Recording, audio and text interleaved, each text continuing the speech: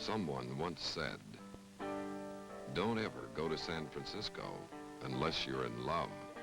In love with a beautiful girl, or a house on a hill, or a yacht in the harbor, or a baseball team. In 1958, when we first came out here, as you know, the Giants was coming to a new, strange city. But they didn't realize that we had a Major League Ball club. I was the center field, as you know. Joe, the manager, was the center field that grew up in this area. It was very hard for me to try and compete with a guy like Joe D.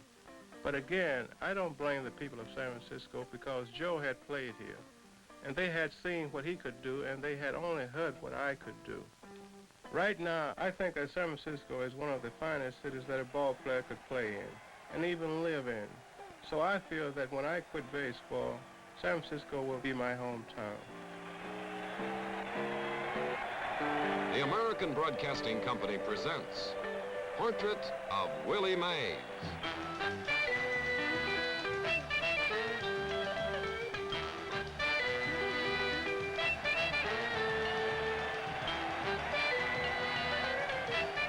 The Portrait Series is brought to you by GMC, the truck and coach division of General Motors.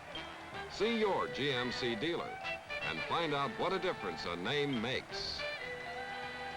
This dramatic moment, late in a game in August between the arch rivals, the Giants and the Dodgers.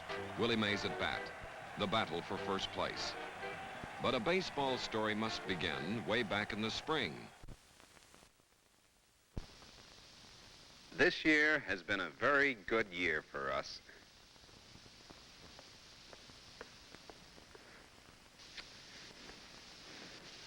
This is the year we finally bought our ski lodge.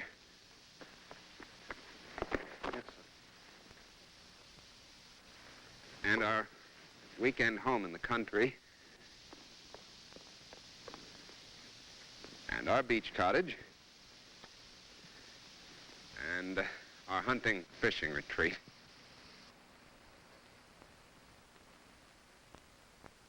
For less than the price of a station wagon, you can get a GMC pickup, specially equipped to carry your camper. It's a rugged foundation for that country place, beach cottage, ski lodge, and hunting fishing retreat. GMC, what a difference a name makes.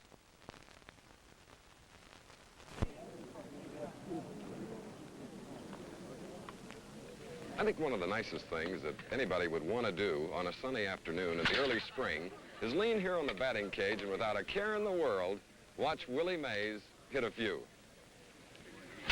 Hey, Maxie. I'm Chris Schenkel. I'm here in Phoenix, Arizona at the San Francisco Giants training camp, where the 1967 spring training season begins, the 92nd season in the history of the National League. This is a portrait of Willie Mays, center fielder of the Giants, beloved by everyone, admired by his fellow professionals.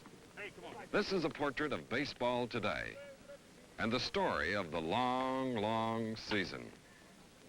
It is a portrait of a man who is second to Babe Ruth in the record books as he begins to move on the immortal Ruth's home run title.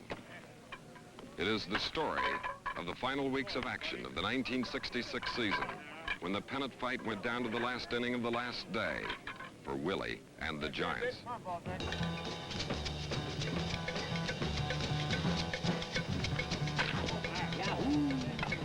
No, come on.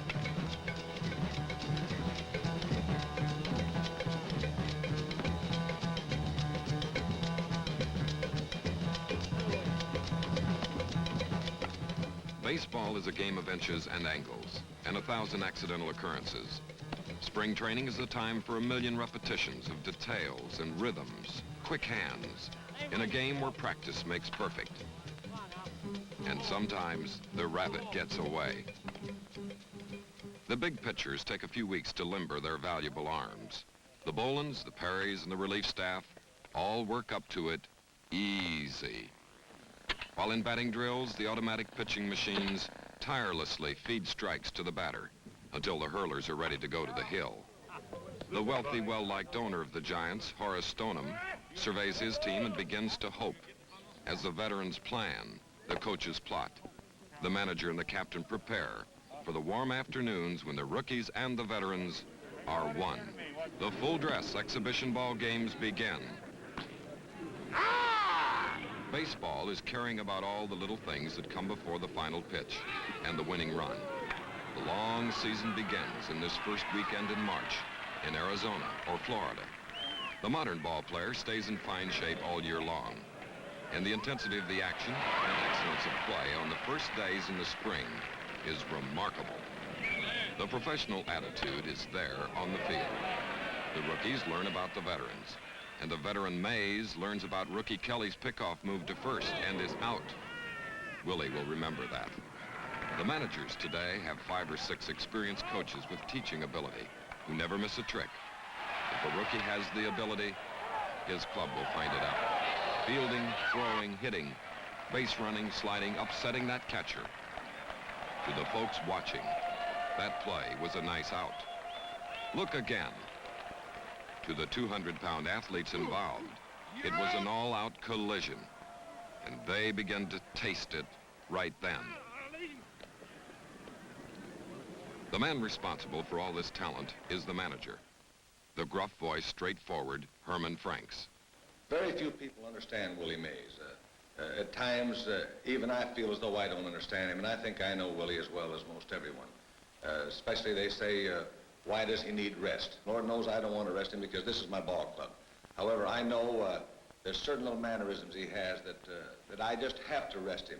And when I can give him a day off, especially 2 days off, he comes like gangbusters for me. He carries the ball club. And another thing that the public doesn't know about Willie, in fact, I doubt if anyone knows this, that he has complete responsibility of this ball club. He feels though it's on his shoulders. If he doesn't hit, that the club doesn't win, and he's rightfully so. When Willie hits, the saying goes, so goes Willie, so goes the Giants, and this is certainly the truth. And it's a tremendous pleasure for me to manage this boy. I mean, as a coach, I coached him in 1951 when he first started, and all through the years. He's helped me so tremendously. He's helped me with the ball club. He's an inspiration to all the ball players. No one can appreciate this fellow until they see him play ball every day. They all know he's a great ball player, but I've had ball players come from other ball clubs that play with him every day, and they said, we didn't realize he was this great a ball player. I think that I have seen Willie do most everything on the baseball field. And with Willie, he can beat you at the bat, he can beat you in the field, he can beat you on the bases. I have never seen a complete ball player like this in my life that can do everything, and this is what makes Willie so great. I love baseball, and baseball is just one happy thing. Oh, Willie, you're too much. Just one happy thing. Behind the ageless laughing kid, make no mistake, in a game, there is the enormous concentration on every pitch, at bat, on base, or in the field. The hands, the eyes, the heart and legs, and gifted touch. He plays with skill, flair, and a professional grace. He can make every play. He is instinctively inventive, physically powerful. This is the intense face no one sees from the stands. The floating grace under the fly ball. Willie Mays shares nothing with baseball. No other great players except perhaps Sisler, Wagner, and Mathewson have done this for an entire career. Willie has paid the price, and it has paid off. The Giants have finished 1, 2, 3, 11 times in the 15 years Willie has played for them. Last season, they were leading in August. It was bitter and close, and the Giants lost out on the last day. One big reason was Koufax. Koufax, he's so great to look at. Back in New York, this kid never had a lot of control. He could always throw the ball, but now he has more confidence, and he makes the batter hit his pitch. When I'm facing him, I look for the breaking ball, but it seems like he wants me to hit the fastball, and he'll throw the fastball right by me. Here, Willie, number 24, leaves the plate after Koufax strikes him out. This is Willie Mays in late August against the Dodgers in Candlestick Park. San Francisco was in first place, percentage points ahead of Pittsburgh. Los Angeles was in third, 3 games back. This was a showdown for the National League pennant. Bob Bolin pitching against Sandy Koufax. Watching Mays make his famous basket catch at his belt buckle in center field, and watching Willie jog into the dugout, is as much a part of the game for the fans who love him as anything else he does. Everyone seems to know his every mannerism. Well, the reason that I touch first base is that, again, I'm one of those ball players that are a little superstitious about certain things. I feel that if I miss first base sometime, I have to worry about going back and touching it. And it seems like when I go to the plate, nothing happens as far as me getting a hit. You need a little more than a bat when you step in against the man who has pitched 4 no-hitters, including a perfect game, 40 shutouts, and has achieved over 2,350 strikeouts in 12 seasons in the majors.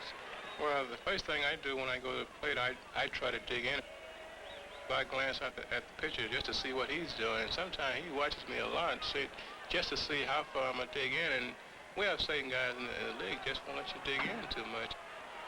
I love the face Koufax. I think I do pretty well against him, but I think any guy that can come sidearm to a right-hander is more effective than a guy that comes overhand. Koufax comes overhand, but he throws the ball so hard and has so good a curve that it doesn't make any difference how he comes.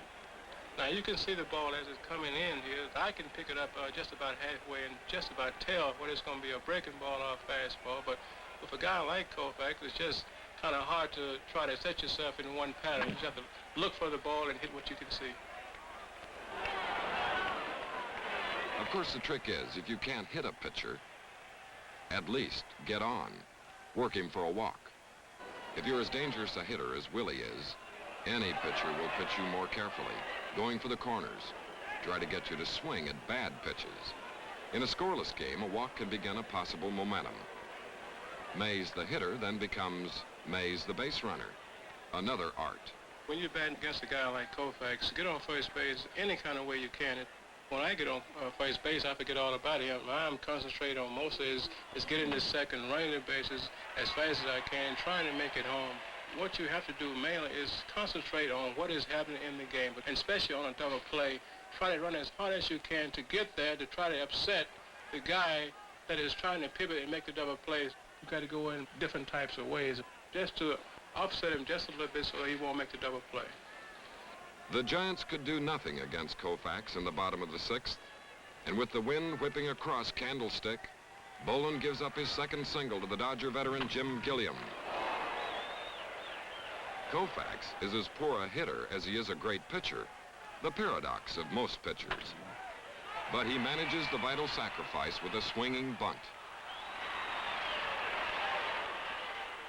Gilliam was now in second base in scoring position. Bolin took the sign from his catcher, Tom Haller, as Maury Wills, number 30, hitting left-handed, waved his bat and sliced a line single to left center.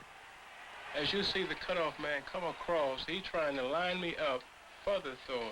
In a situation like this, on this play, is that to catch the ball in my hand and try to throw it all in the same motion. Now, I think it's a bad play if you miss the ball, but this is what you call a 2-out play. Either you do or you don't. And in this situation, I happen to come off the ball and threw a pretty good strike on play. Bolin has only given up 1 hit in 7 innings, and he has now walked Parker for the 3rd time. Anytime a pitcher pitches this type of game, he never has a breathing spot in this whole game. He has had to bear it down. He's had to go all out the whole ball game. And Bolin has done this so far in this game, and I feel as though he's been tiring a little bit. However, I have to give him one more chance, and Willie Davis sacrificing, then pitching to Ron Fairley. He did have Fairley ground the ball to shortstop. Haller had just moved Fuentes back to his right about 2 steps, and the ball was hit right over the same spot where Fuentes had been standing. It was now a new game. Koufax had a lead to work on, and he held it as the Dodgers went on to win. This took some of the polish off May's throw, but the sign of greatness in those brief seconds was not erased in the minds of the fans or the other players. It was one of Willie's greatest throws. This was Sandy's last game in Candlestick Park, and as always, the sight of him firing that ball in the 9th inning was unforgettable.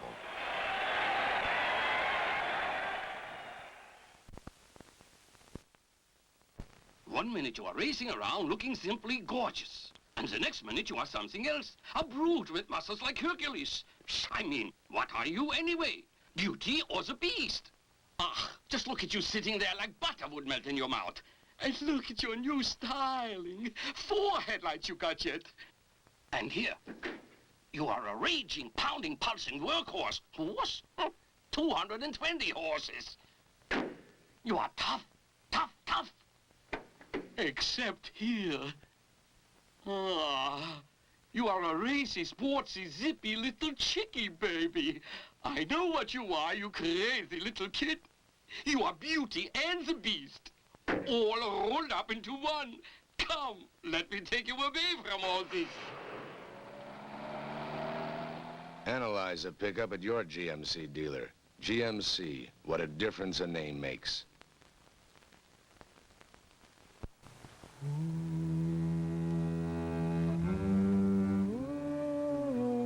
Willie Mays lives alone behind miles of drawn curtains, searching for whatever privacy there is off the field. That quiet time alone. The life of a celebrity is not always ideal. You have to pay a price that quite often is greater than or as great as the cheers and plaudits and the wealth. The fans have been very good to me. They've been great. Mail has been coming in, but I don't worry about the grown people too much. I worry more about the kids. I love receiving letters from young kids, 10, 12 years old, because I feel that when they write a letter, they really write for something that they really want. But sometimes the grown people, they can write letters just the same that you're having a good year, you can be doing pretty good for this year. But when I really need them, when I'm going to a slump, they don't write. And the kids seem like they don't care if you're in a slump or not. They continue doing it. Willie's home, decorated all in gold and white, is high on a hill overlooking the famous Golden Gate Bridge. He leads the gracious life of a superstar in these luxury surroundings, a far cry from his boyhood in the South. But Willie remembers. You know, when I was young, growing up in Alabama, I don't really think I had a really bad childhood. My father, he played baseball. My mother ran track, and I can remember right now the childhood that I had back in Birmingham. And I can remember even the house that I live in. It actually wasn't a shotgun house. It was a nice 3-bedroom house that my aunt and my cousin and another boy lived in. But my father provided for me very well. I didn't want for anything, and he was mostly a Pullman porter, did a lot of traveling. So the house that we had wasn't a house where you would want to live, but I really appreciate the house. Babe Ruth used to say, start a boy young, teach him to play ball when he's 4 years old. In the spring of any year, a boy with a bat and a ball is secretly to his father a major leaguer. So it was with Willie and his dad. Well, when I first started playing ball with my father, about 5 or 6 years old, he was playing semi-pro ball around Birmingham, and he was working what you call a steel mill team around Birmingham. And I used to play with the big fellas, like 19 and 20 years old when I was about 12. And I was what you call a bad boy, but fortunately they let me play when like this in the last 2 innings, or maybe second base or first base. And I didn't play much ball around the neighborhood because I'm not bragging, but I was a little better than the neighborhood kids. The bigger fella used to take me on what you call a road trip with me and let me play along with them. And when I was about 15 or 16, I guess they had scouts watching me, and they signed me with the Giants. And as you know, they signed me right out of high school. I didn't go to college. I had a good chance to go, and I'm not unhappy that I didn't go, but I advise all young kids to go to college if they can go. The gold clock says 10:15, and time to be going to the park to play Los Angeles again. Willie, after a night game and a late meal, gets home past midnight. So there's very little time to relax. The games just keep coming, night and day. You know, what I need today is a couple of bases to make me happy. You know, anything would be the Dodgers.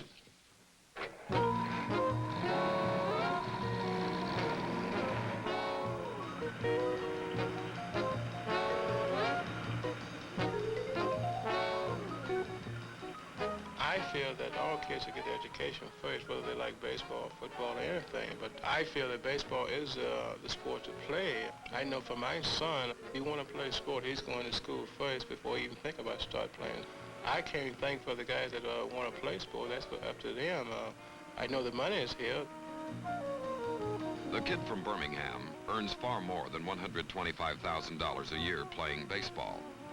He doesn't smoke or drink. And although this is no criteria for greatness, It does help him stay in shape and avoid injury. When he arrives at Candlestick, the kids are there to greet him. And beyond the gate, his quiet private hours are over. And he enters the diamond and the first loud roar. Batting third, number 24, center fielder Willie Mays. This is the ballpark called Candlestick that the city of San Francisco built for the Giants when they moved west. A modern cement circular structure sits on a point of land in the bay and is famous for its swirling wind at night and glorious sun in the day. Famous for the sophisticated and loyal fans of the Bay Area and for the lovely ladies of San Francisco who love Willie and the Giants. The ladies try to outdo each other with original chapeaus. Of course, the old-time ball fans come out too to see the tough ones. On this day, Juan Marichal goes against Don Drysdale. Drysdale sets his calling card on the plate as he pitches to Willie. Another historic Giant-Dodger game begins. And really it is no different than the ones in the late 40s in the Polo Grounds or the mid-50s in Ebbets Field. The ladies give the Dodgers and Don Drysdale the business. Since the days of Hilda Chester and the Cowbells in Brooklyn, it's still the same. Drysdale gets Mays to pop up, and the wild action begins. The series between the two clubs in the last 20 years has most always determined the outcome of the National League pennant race. The artful game between the clubs is to gain the momentum, to force the breaks. Of the 426 regular season games played, the Dodgers have won 220, the Giants 206. Many have been classics, some notorious, none dull. Two of the years have ended in playoffs, 1951 and 1962, with the Giants winning both. I don't like to think any one team is tougher than another team, but when we played back in New York, the Dodgers then was the Brooklyn Dodgers. Oh, gee, we had some fights there. They had guys like Robertson, Newcomb, and Campanella, and we had the old timers like Magler, Hearn, and Stanky and Doc, and it just was a fight every time we played those guys. It seemed like most of the time when we were fighting for a pennant, you look up and there was the Dodgers either in front or either behind. The Dodgers scored first in the top of the second, as Marichal gave up 3 singles to Lefevre, Roseboro, and Parker. Here, Johnson, number 41, signals Lefevre not to slide. The next play is typical of the hard-nosed meetings between the clubs. Lou Johnson pushes a perfect bunt, and Marichal, like a cat, is there, makes the tag, and a little extra. Marichal, number 27, is a fine competitor and pretends not to have felt the impact, but both men did. The fans and the Giant manager, Herman Franks, knew every play was vital. Maury Will bunted this ball, and it was right down the third base line. I have never seen a third baseman make any better play than Jimmy Ray Hart made. He came in on the dead run, picked up the ball barehanded, and threw the ball to Haller, who tagged Roseboro out. I think Haller made a great play in catching this ball. When Jim Ray Hart picked up the ball, he threw it right from behind the runner, and the ball come from nowhere. And for Haller to catch this was quite a feat. I have never seen any third baseman make any better play than Jimmy Ray made today. The baseball fan is devoted to the individual player, to his virtuosity. The unfailing, consistent delivery of a ball player makes him truly loved. When the home run is vital, they call on him. They yell, "Hit one out, Willie." And he comes through. The kids waiting beyond the outfield fence react with fanatical joy because their faith was answered in one resounding instant. They were proven right, and all the pure joy of a child comes surging back again to every fan in the park. Willie just hit one. There's one thing about Willie, he always rises to the occasion. He's always there for the big series. The records he breaks, the Fox record, the Ott record, it seems as though he waits for the great occasion to hit the home run. I can't say that he times it this way, but he seems to rise to the occasion, like when he broke Mel Ott's record this year. There was a terrific strain on this boy. There were newspaper men following this ball club from town to town. It was a tremendous strain. However, he did break it here. He hit the ball to right field. He came in, he got a standing ovation, and we just couldn't get him out there over twice. He says, the boys will think I'm hot dogging a little bit, as he would say it. The humility he has, just tremendous. And then we come up to where he broke Jimmy Fox's record to hit 535. This record wasn't so tough for him to break. He felt as though Mel Ott's record was the record. The first Mays home run was off Warren Spahn in the Polo Grounds in 1951. Willie Mays had played a lot of baseball to the warm August night in 1966 when this historic headline appeared. Now Willie stood second to the Babe's 714 home runs.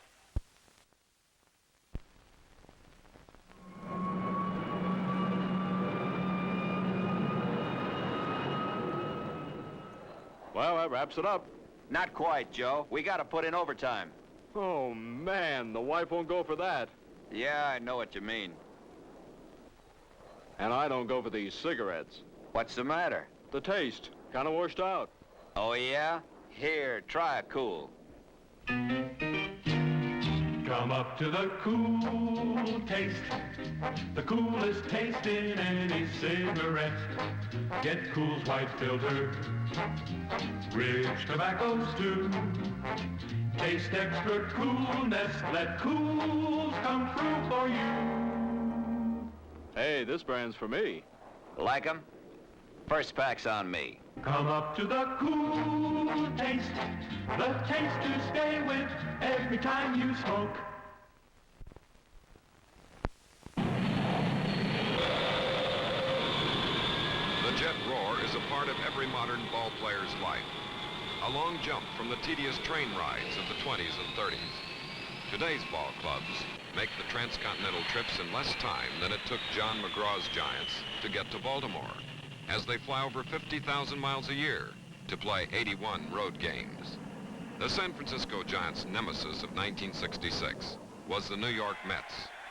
The last trip to Shea Stadium was typical for Willie and the team. You can't win pennants by splitting with the second division clubs. It's an old adage in baseball. You must build your lead on the tail enders.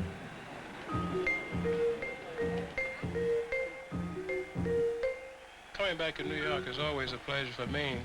I think the people really love me in this city because I always try my best to do good here. Whether I do good or not, they seem to love me. And as far as the Mets is concerned, I don't like to play them. They play real hard against us at Beals time, and it's just a struggle to come in and play a club like this. Maybe I'm wrong, but I'd rather play the Dodgers any day than play the Mets because they're so relaxed and they just kill you. Willie's reception in New York at the Polo Grounds when he first came back to play the Mets, and now in Shea Stadium, is still as warm as the years the Giants played here. The big stadium scoreboard's message read, "The Mets sincerely salute Willie Mays in the final Shea appearance of the season. Frisco adopted you, Willie, but you'll always belong to all of us in New York." And then, in typical Met fashion, Dennis Rybant, Met pitcher, slipped 3 quick ones past Willie to strike him out. But the final score was just one more one-run loss for the Giants in the stretch, and one of 6 straight losses for Gaylord Perry, who had compiled a fantastic 20-2 record earlier in the season. That's baseball. The percentages catch up, and as the Giants flew home into second place, a game behind Pittsburgh, the Dodgers were in third, a game and a half back. Then it happened. The Giants lost 3 out of 4 to the Cubs. The Dodgers swept 4 from Houston, and Pittsburgh lost 2 to St. Louis. Los Angeles was in first. Pittsburgh 1/2 game back. The Giants a game and a half out, and then the Pirates came into Candlestick for the final San Francisco homestand and smashed them down 3 straight. On September 21st, before the final game with Pittsburgh, the Giants were 5 games back. It appeared that the Dodgers had only the Pirates to worry about. The Giant manager, Herman Franks, faced it head on. Juan Marichal is pitching our last homestand game here today against Pittsburgh. This is our big pitcher. If anyone should hold him, he should do it for us. But the momentum seemed hopelessly against the Giants, as Don Clendenin hit a 3-run homer to right off Marichal to break the scoreless game open. San Francisco did not have a hit off of Tom Sisk. Then, after a home run by Ken Henderson, substituting in right field, Willie Mays singled, went to third on 2 infield outs, and scored on a lose single. Pittsburgh leads 3-2, but there seemed no stopping the Pirates. Baseball is 9 innings, every play. In the bottom of the 8th, Clemente singled after a double by Alley. The Pirates swinging away. Marichal and the Giants hanging on. Stargell grounded to first, and Alley was out at the plate. Watch this play again, a tough one for a catcher. He must block the plate, but he is blind to the runner. As he takes the throw from first, Haller turns to make the tag. His big leg rides the base runner off, and he saves the run from scoring. Then, as so often happens in baseball after a fine defensive play, Haller comes to bat with Jesus Alou on first. Haller wallops a two-run homer to the kids in right, and the score is tied in the ninth.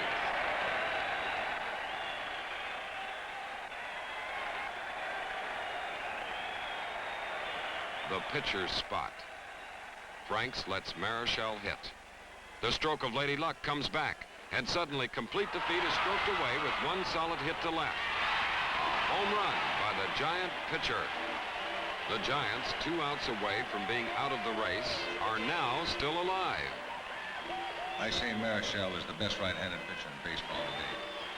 In fact, I think he's the best pitcher that I have ever seen, going back to 1932 when I broke in. I have seen maybe particular pitchers that have a better fastball, a better curveball, or possibly a better change of pace.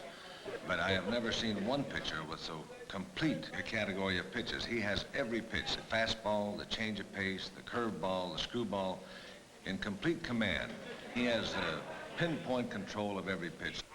I think Marichal is the best right-handed pitcher that I have ever seen. So the San Francisco dressing room jumps for joy. The spirit and good feeling holds despite the late season bruises and all the weariness. The Giants are loose and happy. They have nothing to lose now.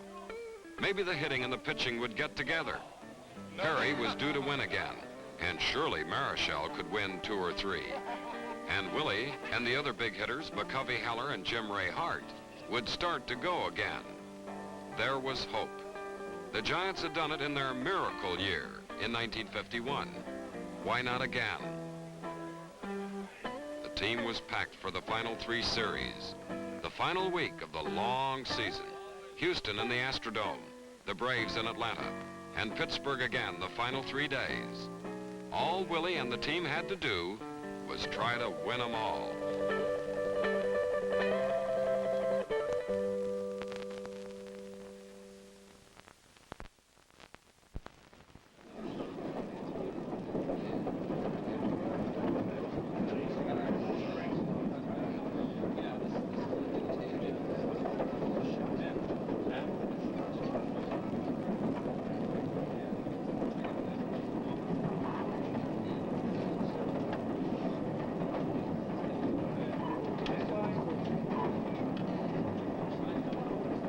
Tickets, please.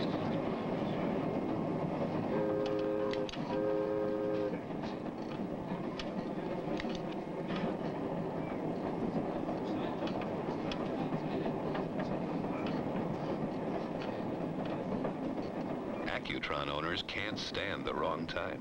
Accutron time is kept by a tuning fork instead of a balance wheel. It splits a second into 360 parts and is used as a timer in satellites. The most precise time you can keep on your wrist. The San Francisco Giants training in the brilliant sunshine of Arizona, March 1967. And Willie Mays relaxes in the outfield as he recalls the final days of the 1966 season. You know, the series in Houston was kind of bad for us. We even lost the Sunday's game, and gee, I made an error to help them lose it. But, you know, we was kind of on the series in Atlanta. You know, when you go to Atlanta and play a ball club like Atlanta, you just don't figure to take 3 out of 3 there, but we did. We went in there and we played real hard. Marichal won the first one. I think by winning that one, I think it gave us a little momentum to win the second and the third one. Willie's steady fielding continued, and he roamed deep to pull in the drives of Aaron and Matthews and the other Braves. The Giant batters coming back pulled the team together. San Francisco was on the edge of the cliff. 1 loss, and they were out. They had to win them all. Los Angeles was playing St. Louis and winning. Then, with the stage again set, as the Braves were leading 3-1, Mays came to bat in the top of the 6th with Tom Heller and Tito Fuentes on base, and ripped a home run off a fastball by Jarvis of Atlanta. And San Francisco led 4-3. This shot set some records for Willie. Mays tied the National League record of 100 or more runs batted in 8 straight years. And the center field scoreboard spelled out another. Willie was matching the great ones in the record books one by one. This homer had tied Lou Gehrig's Major League record of total bases. The next night, Wednesday in Atlanta, the Giants were 4 games behind with 4 games to play. The going was rough. As far as the knockdown is concerned, I've been getting that for the last 10, 12 years. Any guy can knock me down, I won't say a word, but if I go out there and my pitcher don't do the same, then that worries me more than getting knocked down. Because I feel that it's a challenge for me to get knocked down a lot because they only knock down the guys I think can do pretty good at the plate. The 250 hitters, 260 hitters, they don't get knocked down too much. Of course, I haven't seen that much been said about Williams, Musial, and Babe, and well, I would have to put Mickey in there because they don't get knocked down too much, and you'd be surprised how much different it can mean in hitting a home run when you know you're not going to get knocked down every time you go to the plate. The reason that I try to get down is quick because sometimes I'm not a brave guy as far as letting the ball hit me. I don't believe in it. Some guys say, well, gee, hang right in there. And as long as it's not my third strike, I don't care about it. I get out of there because I feel that I want to play to the next day. Behind 2-1 in the 5th, with Perry pitching well, little Tito Fuentes came to the plate and almost fell over, reaching the seats with the big Giant hit of the night. Gaylord Perry went on to win his 21st victory, his first since August 20th. San Francisco had swept 3 games from Atlanta, and in St. Louis, the Dodgers lost, and Pittsburgh won 2 from Philadelphia. The Pirates were now only a game and a half behind Los Angeles. The Giants 3 games back with 3 to play. On to Pittsburgh. Right fast. Let's go! Stop or I'll shoot! Come on! Come here! Follow that car!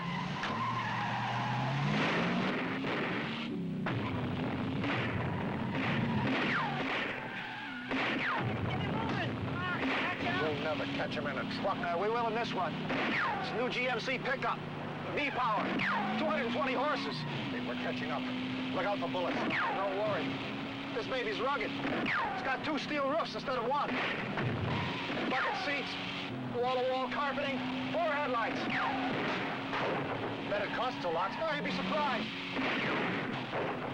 Okay, here's where we nab him. Come on, get out of the car. Don't shoot. Okay. No. Don't shoot. Hands up. Okay. GMC, what a difference a name makes. You know, after the night we left Atlanta, it seemed like everybody was real happy.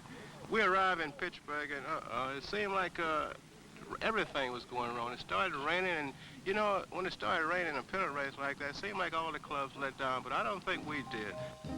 There is no disappointment quite like the sight of late summer rain falling on the wide, wet tarp at the ballpark under the glare of the lights when you have been looking forward to a real good ball game. The loyal Pittsburgh fans sat and shivered, waiting for the game that would not begin. Watching the scoreboard as the Dodgers lost to Chris Short in Philadelphia. The Giants had gained while waiting as the last day of September went out sadly with the lonely whisper of the umpire. The game was called. The rainout Friday night forced a doubleheader on Saturday between the Giants and the Pirates. The storm had moved up along the coast, and the second game between the Dodgers and Phillies was postponed, and this meant they would have to play a doubleheader Sunday. Things were getting interesting as Juan Marichal took the hill for San Francisco, going after his biggest prize, his 25th victory. Clemente started the Pittsburgh scoring quick. He shot a home run down the line, and Marichal watched it go. The Pittsburgh fans roared, for their Bucks could not beat out the Dodgers, and they were only 1 game out. They certainly wanted second place. The Pirates had the best hitting club in the National League. Marichal saw his long day. The Giants had to win. But the Giants dug in, and the defense held things together, although Pittsburgh was hitting Marichal freely.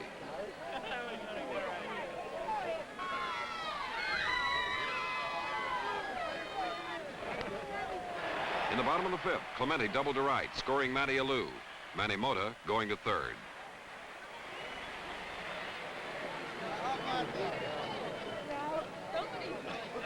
Glendenon was at bat, looking to bust it open. Marichal sets, and the Pittsburgh first baseman lines a single to center. Pittsburgh led 4-3.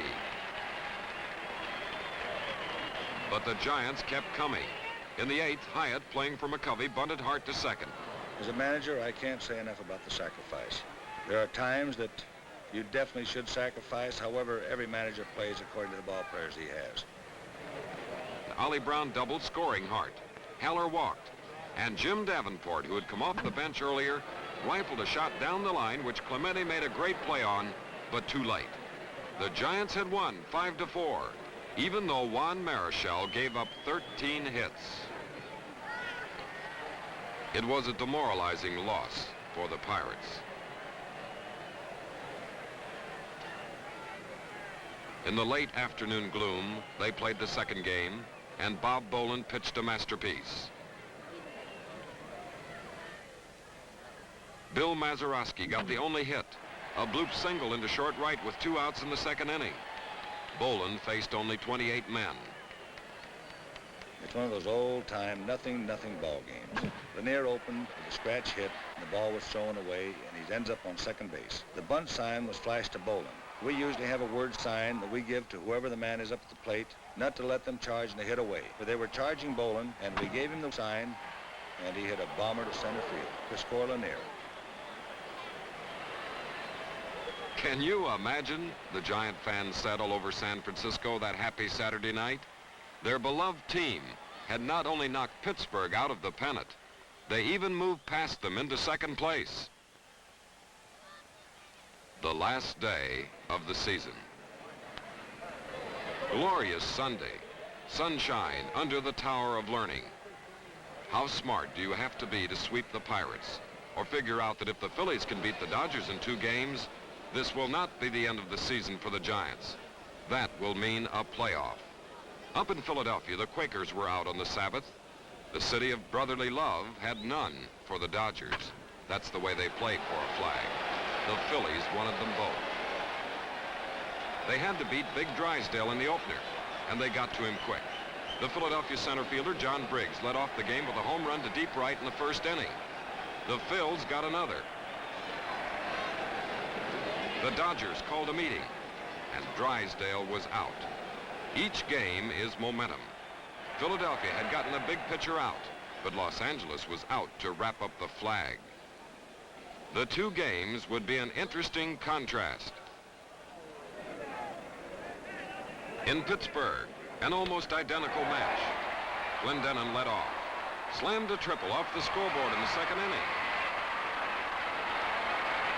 then scored on Bailey's grounder. But Perry, pitching the final for San Francisco, weathered the start and pitched well.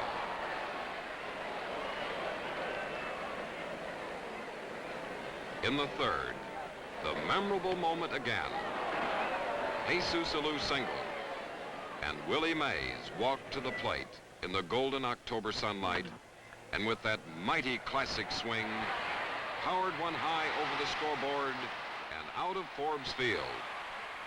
It was Willie's 37th home run of the year, his 103rd run batted in.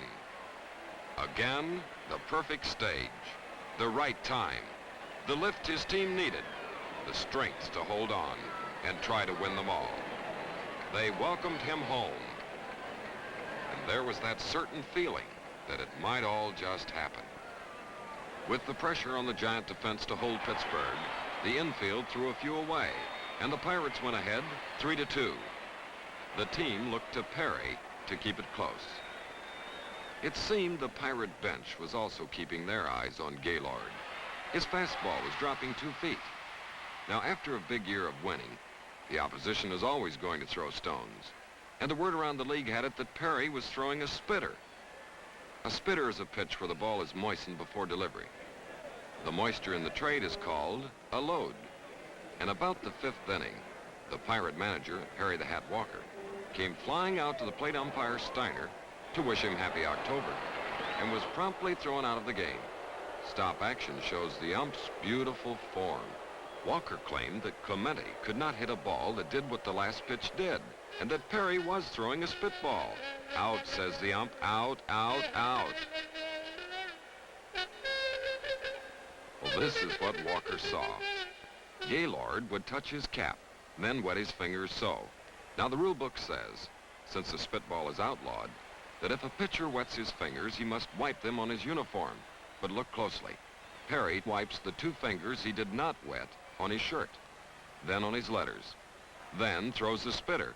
Says Walker. But the umpire says he wiped his fingers on his shirt. Like the book says, Harry, what else can I do? Now, this universal tableau has been happening with other pitchers since the spitter was outlawed 40 years ago. Naturally, Harry the Hat lost his case. And Gaylord reloaded. Meanwhile, in Philadelphia, the Dodgers had only to win the first game to win the pennant, but they were having their troubles. In the 8th, Lefevre slid home and is tagged out by catcher Dalrymple.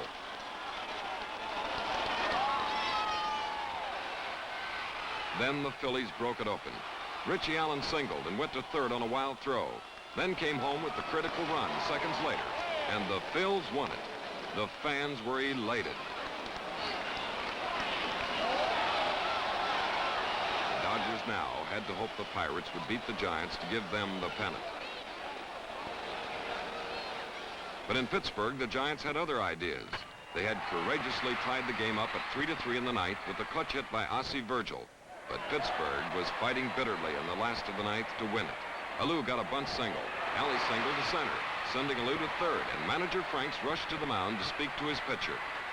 As Alley singled Alou to third, I came running out of the dugout to talk to McDaniel. I told him that if he got behind Mota, to put him on, this would load the bases and to do his best with Clemente. And as I left, I told him, I'm going to win or lose it with you. Manny Mota did draw the count out, and they put him on. Lindy McDaniels then got the big man Clemente on a hot slider, and the Giants were out of it into extra innings. Now, this was the moment that probably changed the 1966 World Series. For in the Dodger dugout, Sandy Koufax was waiting, hoping that the Giants would lose, that the pennant would be theirs, and that he would not have to start the second game. But with extra innings in Pittsburgh, there was too much at stake, especially since the Phils were starting Jim Bunning. Sandy Koufax was written into the lineup, and he went to the hill to pitch. What only he knew was to be his last regular season game.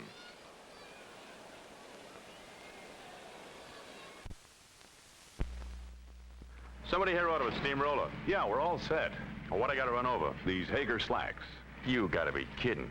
I mean, that rig of mine weighs 20,000 pounds. That's okay. These are Hager's new Forever Pressed Plus slacks. 55% Dacron, 45% worsted wool. They're the most wrinkle-resistant dress slacks ever tailored. Look, mister, by the time I get through with them, they're going to have wrinkles in their wrinkles. Please hurry. Okay. Keep that reflection straight. Keep in the straight line.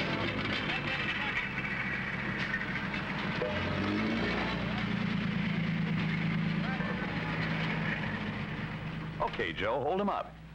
Sharp crease, no wrinkles. What'd you say the name of them slacks was? Hager Forever Pressed Plus. And they're made out of what? 55% Dacron, 45% worsted wool with permanent press. Hager slacks. They just fit better, naturally. In Pittsburgh, in the bottom of the 10th, lightning almost struck twice. The Pirates loaded the bases again, and with Alou, the league's leading hitter at bat, McDaniel once again put out the fire. A brilliant job. The Giants were still in business. When the team came in the bottom of the 10th, I had a pretty good feeling. I had a couple of guys coming up I knew could hit the long ball, and the first man was Jim Ray Hart. So we lead off the 11th inning, and Jim Ray Hart gets a single, and I got McCovey up to pinch hit. He was halfway to the plate and come all the way back to the bench, and he said, "Don't you think maybe you should save me for a little later in the game?" I said, "Mac," I said, "it's got to be now." I said, "Go up there and hit one out of the ballpark."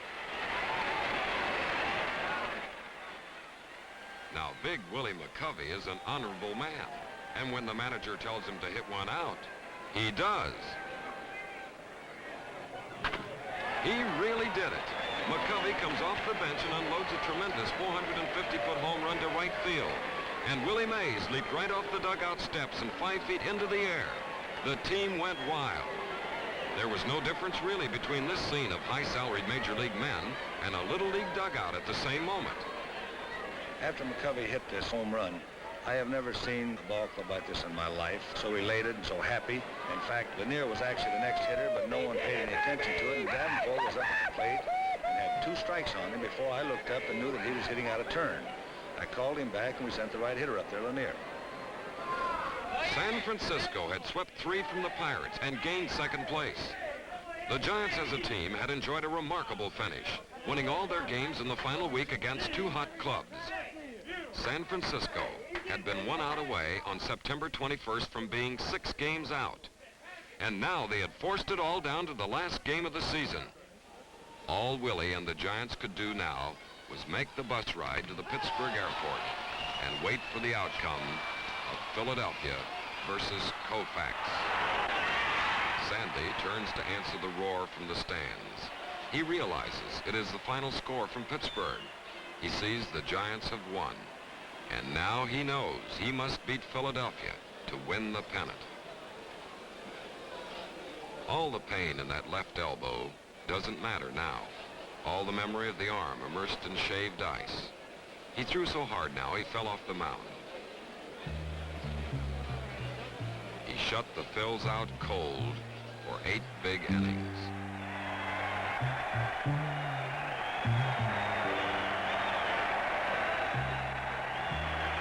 When the Giants arrived at the airport, they went to wait alone in the lounge. They heard that Los Angeles had scored 6 runs and were leading 6-0. Willie just sat there and listened as half-inning reports came in on a transistor radio. He knew now it was all Koufax, and with a lead like that in the 9th inning, only a miracle would do it. Sandy was terribly tired. The Phils started to get to him in the 9th. Richie Allen was on first on an error. Keene singles Allen to second. Willie, with the card games around him, pretended not to notice, not to hear the report. Then in Philadelphia, Tony Taylor singles, scoring Allen, and there seemed to be a ripple of hope among the Giants. The Phils are scoring, someone called. They've got to go some, thought Willie. The Phils were running. Keene and Taylor scored on Bill White's vicious double off the scoreboard. Hey, man, the score is 6-3, and Philly's got nobody out. Dodger manager Walt Austin had come to the mound, and the word to Koufax was, stick it out. Sandy had 3 outs to go. Willie thought of how Koufax would fire that ball. He thought of his speed in those dark shadows in Connie Mack Stadium. Koufax got 2 outs quickly. A strikeout, a grounder, then 2 strikes on Jackie Brandt. 1 pitch, everything. All the pain of twisting in that elbow. Brandt swung feebly. He never saw the ball. The Dodgers had won. Sandy raced off the mound, his teammates running to meet him. The word came into the Giants. Chub Feeney, the vice president of the team, said quietly, "It's all over. They won it. We're proud of you anyway." Willie sat frozen for a long second and heard Ollie Brown whisper, "Too much Koufax." Sandy Koufax won his 27th game, and really, he was the difference. Mays sat up for the first time. Then he laughed. It had been a real good finish. The Dodger dressing room, it was aghast. Champagne, laughter, and crazy hats. For Los Angeles, it was their 4th pennant since moving to the West Coast. The Giants had just missed it. That was the race in 1966, as Willie remembers it. You know, I've been in baseball for about 15 years now, and I think definitely that baseball has really changed. I think that baseball has changed because of the guys that are coming out of college seem to be more and more educated. But, you know, football seems like they are pushing baseball, but it's kind of hard to say because I can play 15 years, and you look around in football, how many guys have played 15 or 20 years and still in the same kind of conditions than I am. But I feel they may play a little more, but as far as the future is concerned, I think baseball have it all over. Well, this is chances in and out spring training. Our chances seem that are very good. We're improving in the pitching, and I think the hitting has always been there. But most of all, you have to have that momentum to win, and I think this spring we have it. And I'm sure that we're going to be the one to try and do something real great. Our clubs to beat, I think, would be Pittsburgh, maybe Atlanta, and Philadelphia. So you never know as far as the pennant race is concerned. And as far as the home run is concerned, I'll give it everything I have, and who knows, I may have a chance at the Babe's record. I wonder how it would have been if Willie and the Babe were in the same outfield. Of course, DiMaggio would have to play left, and then Tris Speaker or Ty Cobb would go when Willie was resting. Brent Rickey once wrote, "I challenge any baseball man to observe Mays on offense and defense for 9 innings exclusive of every other action on the field, and with clear conscience, not include him on the all-time team. This fellow plays the game all the time. In modern baseball, Mays is in a class by himself." Baseball will always endure because it's played in the summer when the boys are home from school. Baseball is a romance that begins when a boy is very young. It starts him dreaming and teaches him to hope. April is the prettiest time of the year. Everything is new again. Each year, the beginning of a baseball season brings us together and makes us all younger in spirit. Willie exemplifies that spirit, the excitement, the excellence of the game. This is Chris Schenkel of ABC Sports, and this has been our portrait of Willie Mays.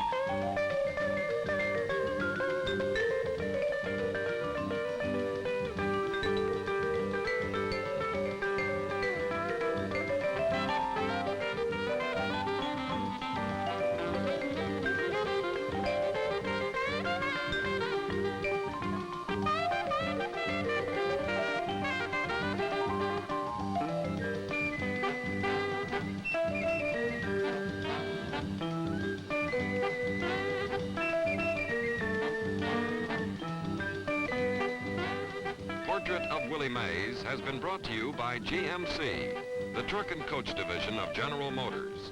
See your GMC dealer and find out what a difference a name makes. This has been an ABC Sports presentation.